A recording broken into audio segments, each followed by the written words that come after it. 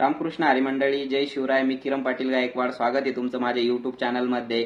तर नवीन नवीन YouTube channel चालू केलेलं आहे. चांगले चांगले व्हिडिओ टाकतोय, देवाचे व्हिडिओ टाकतोय, भक्तिभावाचे व्हिडिओ टाकतोय. तर आज असा ज्वलंत आणि जिव्हाळ्याचा विचार आणि एक मुद्दा घेऊन समोर आलेलो आहे. हा मुद्दा असा आहे की शिवरायांनी जे विचार प्रेरित समाजामध्ये केलेले आहे सर्व धर्म समभावाचे, आणि आताची समाजाची जी परिस्थिती आहे, सद्यस्थिती जी आहे, त्या विषयाला मी थोडा हाताळणार आहे. तर तो मुद्दा समोर घेऊन हा व्हिडिओ बनवतोय.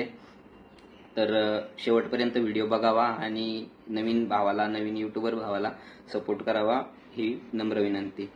तर आता छत्रपती शिवाजी महाराजांनी, शिवरायांनी आपल्याला कोणती गोष्ट शिकवली? त्यांच्या तुकडीमध्ये, त्यांच्या जे हिंदवी स्वराज्य त्यांनी घडवलं, तर त्याच्यामध्ये सर्व धर्म समभावाचे, सर्व धर्माचे, सर्व जातीचे, जमातीचे लोक इन्व्हॉल्व्ह होते आणि ते सगळे मिळून लढले आणि प्रामाणिकपणे लढले. कुठलाही जातीवाद तेव्हा घडत नव्हता, कुठलाही भाषाचा वाद तिथं घडत नव्हता, आणि त्यातून मग हे हिंदवी स्वराज्य घडलं. शिवरायांसाठी सर्वात अगोदर माणूस जात होती, त्यानंतर त्यांच्यासाठी धर्म ही गोष्ट होती. त्यांच्यासाठी अशी गोष्ट नव्हती की बाबा मुस्लिम आहे मग तो आपला शत्रू आहे आणि हिंदू आहे म्हणून तो आपला आहे. तर त्यांच्यासाठी जो चांगलं वर्तन करेल तो आपला होता. अरे त्यांनी स्वतःच्या मेवण्याचे डोळे काढले होते. तर जात आणि धर्म या पलीकडे म्हणजे ते सर्वात पहिले वर्तन बघत होते आणि त्यानुसार न्याय करत होते. तर आपण आज काय करतोय? आज जर एखादा आमदार, खासदार, एखादा नेता एखाद्या गैरवर्तनात मिळतोय, विनयभंगात मिळतोय, गुंडागर्दी सरळ सरळ चालू आहे. आता सध्याचा मुद्दा जर बघितला तर विधान भवनात गुंडागर्दी चालू आहे, शिवीगाळ चालू आहे. तर अशा वेळी आपण काय करतोय? एक नागरिक म्हणून, आपण सर्वसामान्य म्हणून काय करतोय? जो सर्वसामान्य स्वतःच्या कष्टाने स्वतःच्या लेकरांना खाऊ पिऊ घालतो, आपला परिवार चालवतो, तर त्याला कसल्याही गोष्टीची लाचारी नाहीये. तसं असतानाही आपण काय करतोय? फक्त आपल्या जातीचा आहे तो आमदार असेल, खासदार असेल, तो नेता, तर आपण त्याला त्याच्या त्या चुकीच्या वर्तनाचे समर्थन करतोय. आणि मग एवढ्या खालच्या दर्जाचं वर्तन असून पण अशा मोठ्या मोठ्या प्रकरणात सापडतात, मोठ्या मोठ्या भ्रष्टाचारात सापडतात, तरी पण आपण फक्त आपली जात आणि आपल्या जातीचा भाग आहे म्हणून आपण त्याला पूर्णतः समर्थन देतो, पाठिंबा देतो. तर आपल्या अशा करण्याने काय होतंय? आज जर शिवराय असते तर शिवरायांनी सर्वप्रथम हा प्रश्न आपल्याला विचारला असता की बाबा तुम्ही अशा जातीच्या गोष्टीवरून अशा चुकीच्या लोकांना जर समर्थन देऊन आपला समाज असा, आपला भारत देश, आपला महाराष्ट्र आपण पुढे घेऊन जाऊ शकतो का? आता तर नाही.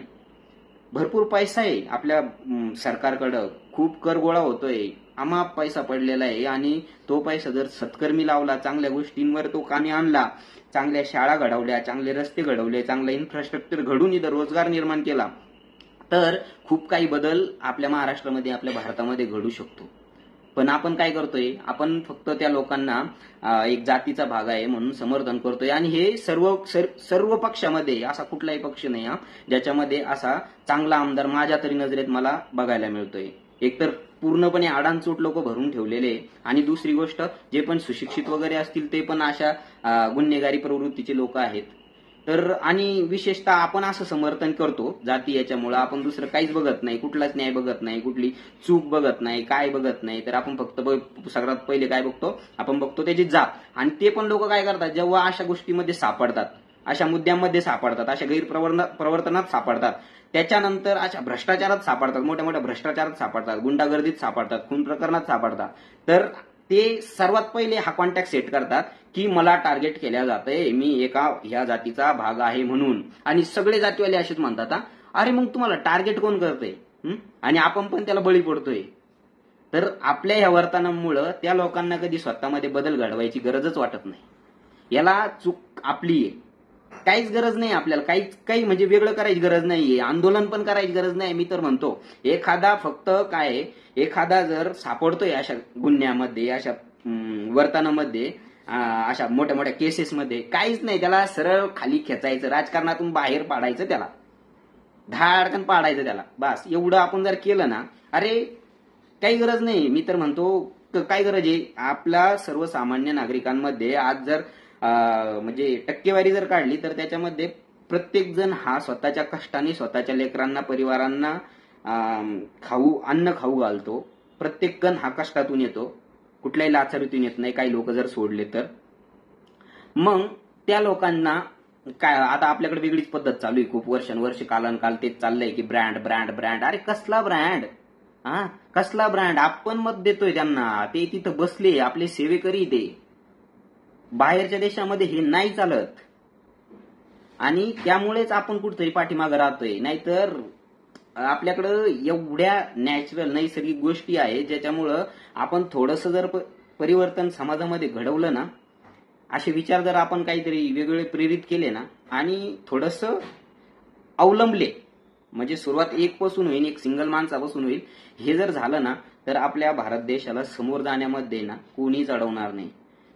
डॉक्टर अब्दुल कलामांनी 2020 मध्ये भारत हा महासत्ता देश होईल हे स्वप्न बघितलेलं होतं. काय 2025 चालू आहे, कुठंच नाही, काही बदल नाही झालेला आहे.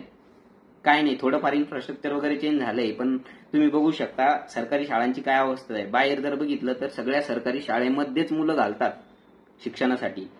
बाहेरच्या पश्चिमात्य देशांमध्ये बघा, कुठेही बघा, जे असे डेव्हलप कंट्रीज आहेत त्या कंट्रीजमध्ये सगळ्या सरकारी स्कूलमध्येच लोक जातात, प्रायव्हेट स्कूलमध्ये कोणी जात नाही. आणि ते शिक्षण पण त्याचा दर्जा जर बघितला ना तुम्ही तर तो खूप उंचावलेला आहे. म्हणून तिकडं आज पण ते लोक आहे ना खूप पुढे चालले. आपल्याला जास्त वेळ नाही लागणार, आपला तर भारत आहे. आपल्याला एवढी पण ऐतिहासिक भूमी आहे आपली. एकदा जर क्रांतीची ठिणगी ह्या भारत देशामध्ये पडली ना तर काहीच वेळ लागत नाही, काहीच नाही. 5 वर्षात आहे ना सगळे म्हणजे युएस सगळे आपल्या पाठीमागे राहतील. तर हे फक्त आपण घडू शकतो. आपण काय करायचंय, फक्त एखादा व्यक्ती असा जर समोर येतोय गुन्हेगारी प्रवृत्तीचा वगैरे, तर त्याची जात न बघता त्याला म्हणजे तो त्याचं वर्तन जर चुकीचं आहे, त्याची जी गोष्ट समोर आली ती जर चुकीची आहे तर त्याला समर्थन देणं थांबवायचं. आणि तिथं असा विचार नाही करायचा की बाबा मग यांनी केलंय तर मग त्यावेळेस त्यांनी केलं होतं मग त्याचं काय झालं. अरे असं जर करत राहिलं ना हे कालचक्र असंच चालू राहील. आणि ह्या लोकांना म्हणजे आज जो सापडलाय त्याला तर बदलायची काही गरज वाटणार नाही आणि उद्या जो सापडणार आहे त्याला काही बदलायची गरज वाटणार नाही. आपल्याकडे असे नेते लोक आहे जे 3-3 वर्ष जेलमध्ये आले ना, आज मंत्रीपद आहे त्यांच्याकडे.